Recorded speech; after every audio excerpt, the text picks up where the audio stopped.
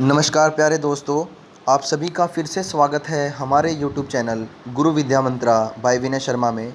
और आप सभी वीडियोस को देख पा रहे हैं हमारे YouTube channel Vijay Sharma history पर।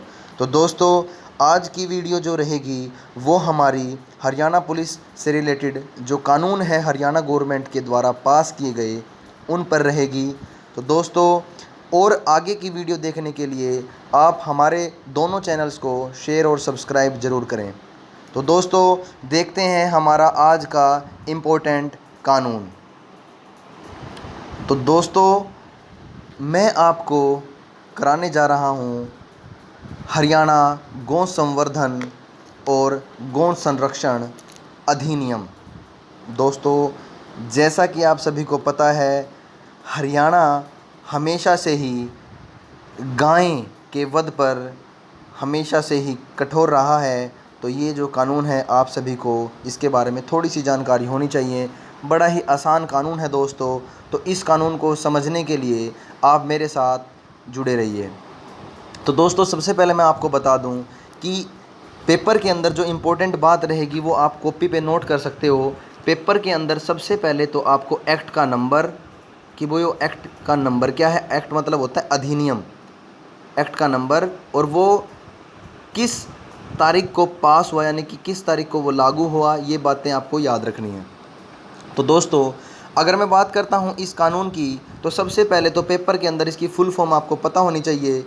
हरियाणा गौ संरक्षण एवं गौ संवर्धन अधिनियम 20/2015। दोस्तों, हरियाणा की विधानसभा में जैसे ही बीजेपी की गवर्नमेंट आई तो उन्होंने ऐसे कानून पास करने शुरू कर दिए। तो सबसे पहले 16 मार्च 2015 को हरियाणा की विधानसभा से ये एक्ट पास हुआ। उसके बाद राज्यपाल से इसको परमिशन मिल गई। उसके बाद हमारे माननीय राष्ट्रपति 27 अक्टूबर 2015 को इसकी हम वहाँ से सहमति प्राप्त हो गई।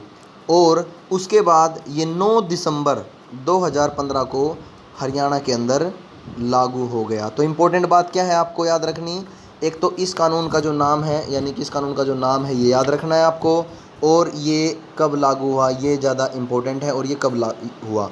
ठीक है दोस्तों, तो हम बात करते हैं इस एक्ट की। इम्पोर्टेंट बातें करते हैं। इसमें से इम्पोर्टेंट क्या है मैं बता दूंगा आपको क्या इम्पोर्टेंट है। देखिए दोस्तों, सबसे इम्पोर्टेंट है इसमें धारा नंबर 3। धारा नंबर 3 क्या कह रही है।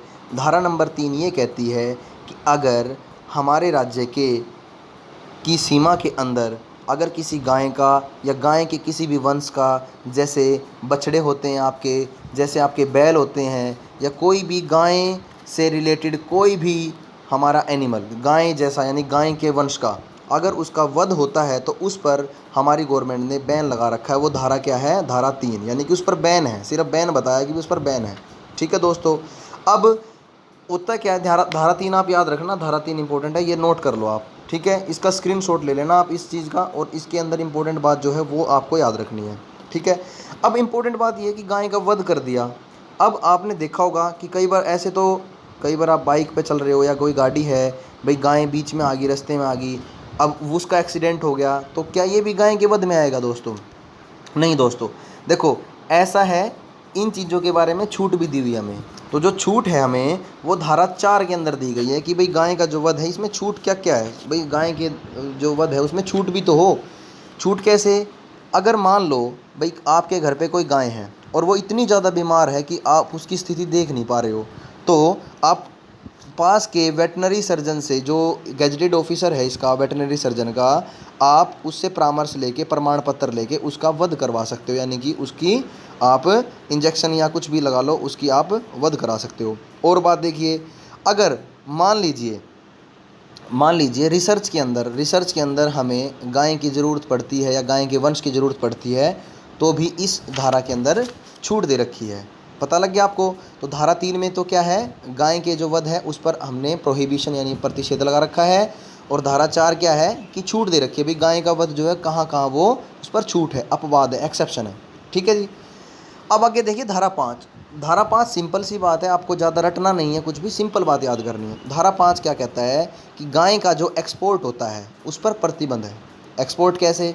अब आपने देखा होगा कि हमारे आसपास गोरक्षक दल बने हुए हैं। तो गोरक्षक दल क्या करते हैं, इनको सूचना मिलती है कि भाई इस ट्रक के अंदर तो 20 गायें भर के ले जा रहे हैं, 40 गायें भर के ले जा रहे हैं। तो दोस्तों देखो, गाय के निर्यात पर प्रतिबंध लगा रखा है।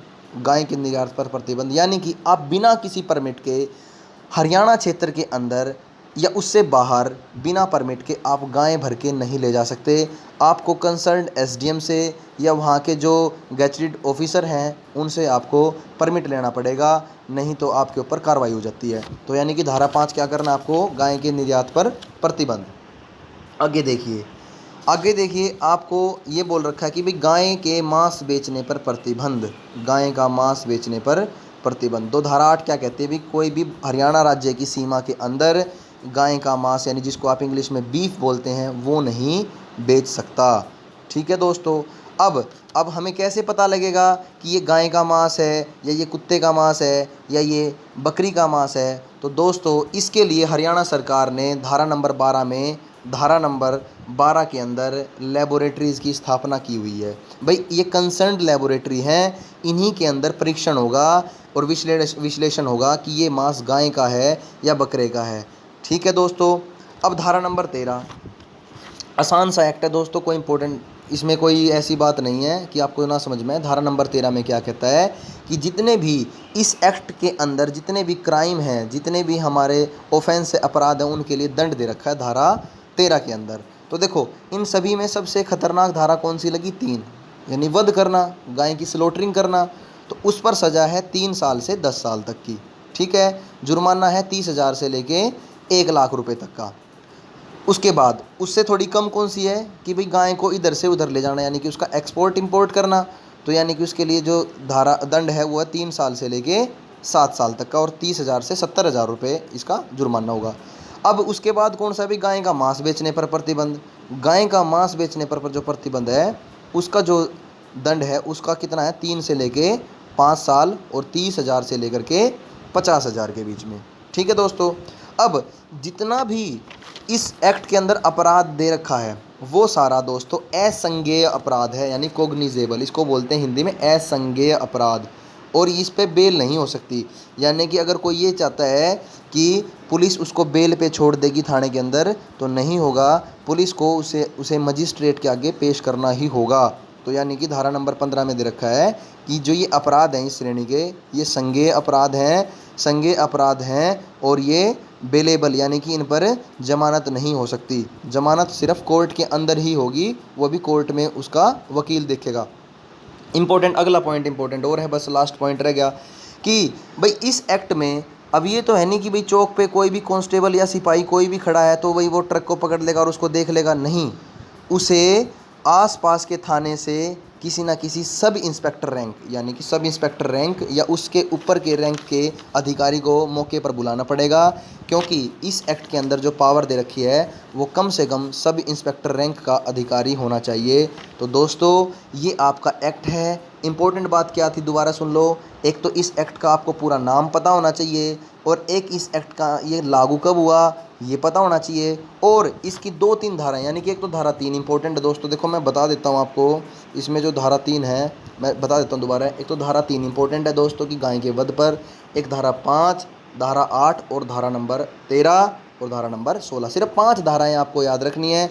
जीवन में आपको कभी भी इस चीज़ों की ज़रूरत पड़ सकती है। आपके आसपास भी कहीं आपको गाय का वध होता दिखता है तो आप उसकी कंप्लेंट भी कर सकते हैं। तो दोस्तों अगली वीडियोस में और अच्छा एक्ट लेके आऊँगा आपको, और जल्दी ही आपको बहुत अच्छी खुशखबरी देने वाला हूँ। 4 या 5 घंटे की CRPC, यानी कि जो एक पुलिस वाले की माँ होती है उसको बोलते हैं कानून की किताब, यानी कि CRPC, उस पर मैं एक ज़बरदस्त लेक्चर लेके आने वाला हूँ। तो दोस्तों हमारे चैनल्स को सब्सक्राइब करते रहिए और अगली वीडियोस देखते रहिए। धन्यवाद।